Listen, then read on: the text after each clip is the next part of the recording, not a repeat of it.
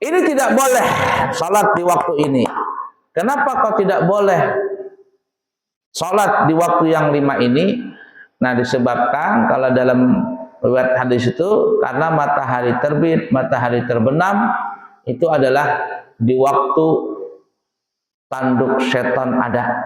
Jadi matahari terbit, matahari terbenam itu di antara dua tanduk setan. Tapi yang jelas kenapa dilarang? Ya karena Nabi melarang, itu aja sudah.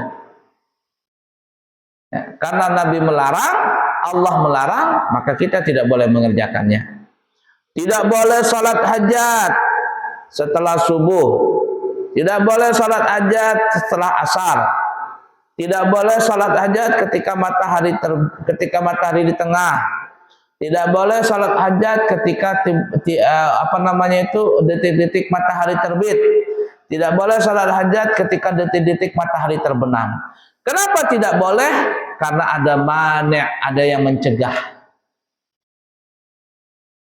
Tidak boleh salat hajat tadi di waktu ini.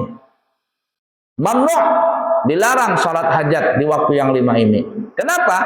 Karena ada mani', ada yang mencegah. Apa yang mencegah tadi itu? Ya tadi, setelah subuh, setelah asar, ini penyebabnya. Ada yang mencegah.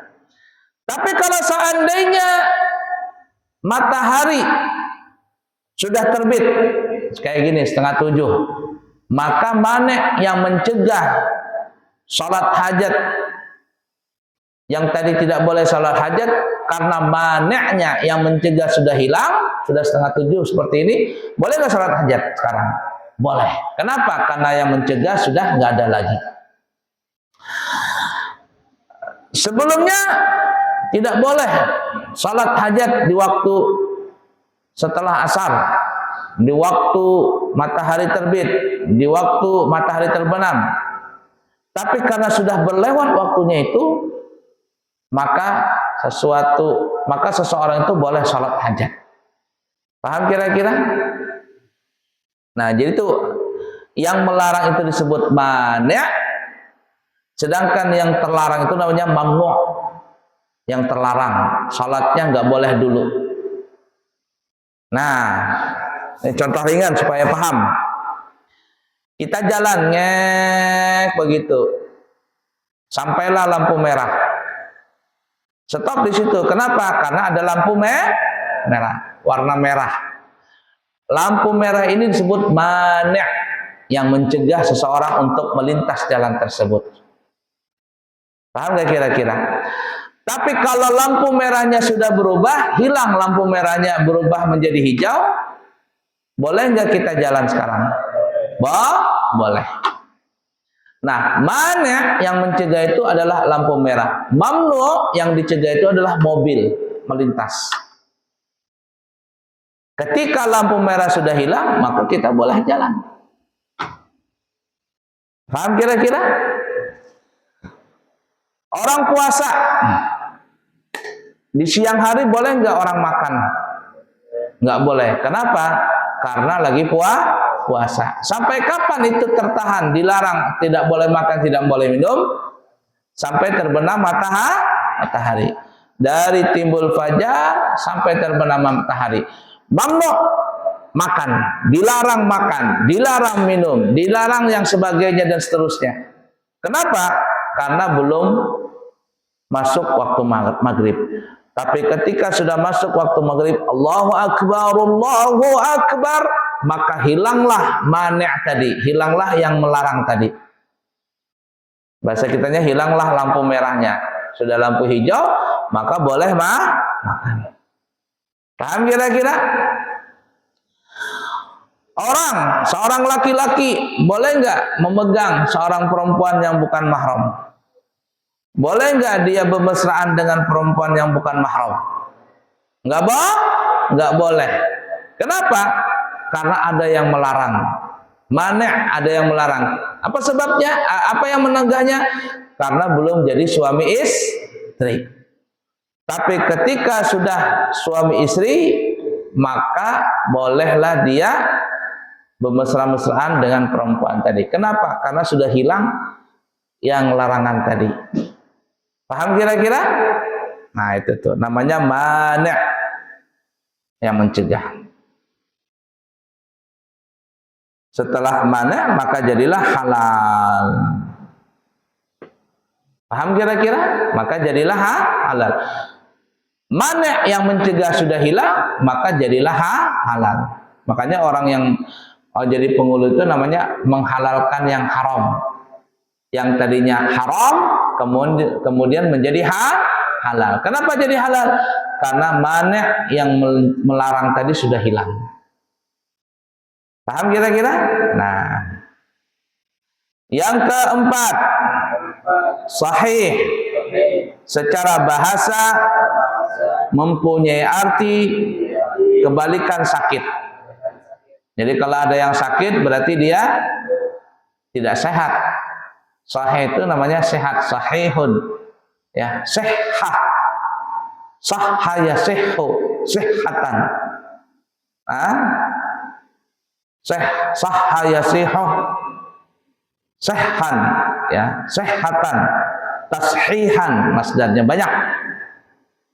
Sah artinya sehat. Kalau tidak sehat berarti dia sakit. Nah, itu sakit gondok. Nah, itu ngantuk. Itu berarti sakit. Kenapa dia nggak belajar? Ngantuk. Nah, itu. Di belakangnya juga nggak tegur-tegur, berarti depan belakang sakit dua-duanya. Nah, itu kan ya. Sakit. Berarti nggak sehat dia.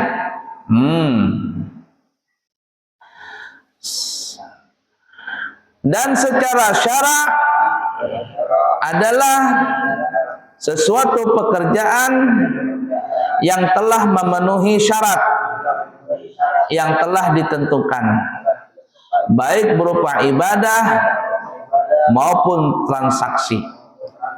Nah, coba perhatikan ya. Ini kaitannya tuh. Apabila ada sebabnya, apabila sempurna sebab, apabila sempurna syaratnya, dan yang mani' telah hilang, yang mencegah sudah nggak ada lagi, maka timbullah yang namanya sahih. Sah dia. Sah untuk mendapatkan syahadah. Dia sekolahnya resmi. Kemudian dia ujiannya resmi. Paham gak nih ya? Kemudian yang mencegah dia untuk ikut sekolah, untuk ikut ujian tidak ada. Artinya dia sudah SPP, dia sudah bayar, dia sudah menjalani kelas 1, 2, 3 dan seterusnya. Yang mencegah dia untuk ikut ujian itu tidak ada sudah. Setelah sempurna ini, maka timbullah sahih, alias sah dia mendapatkan ijazah tadi. Paham gak kira-kira? Itu kalau di umum. Nah, kalau di ibadah umpama, contoh, dia sudah berudu, ya, dia berudunya benar sesuai dengan syariat. Waktunya telah masuk. Tidak ada yang mencegah bagi dia untuk salat. Artinya dia tidak haid, dia tidak nifas, dia tidak gila. Kemudian dia salat sesuai dengan syariat, maka salatnya dikatakan sah. Paham kira-kira? Nah, itu tuh. Tapi kalau seandainya dia berudu,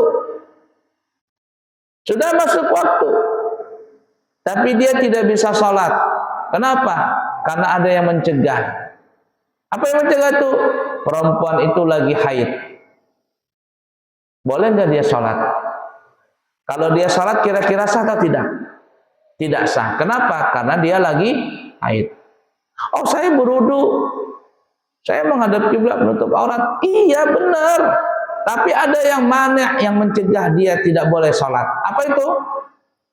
Haid. Tapi kalau haidnya sudah hilang, maka dia boleh salat. Ketika dia salat dengan syarat dan ketentuan berlaku dengan syariat, maka salatnya dikatakan sah. Paham kira-kira? Nah, itu. Jadi apabila sudah ada sebab, syaratnya terpenuhi, yang mencegah itu sudah nggak ada lagi, maka disebut namanya sahih. Sahih. Benar dapat syahadah. Baik, yang keempat. Kemudian yang kelima.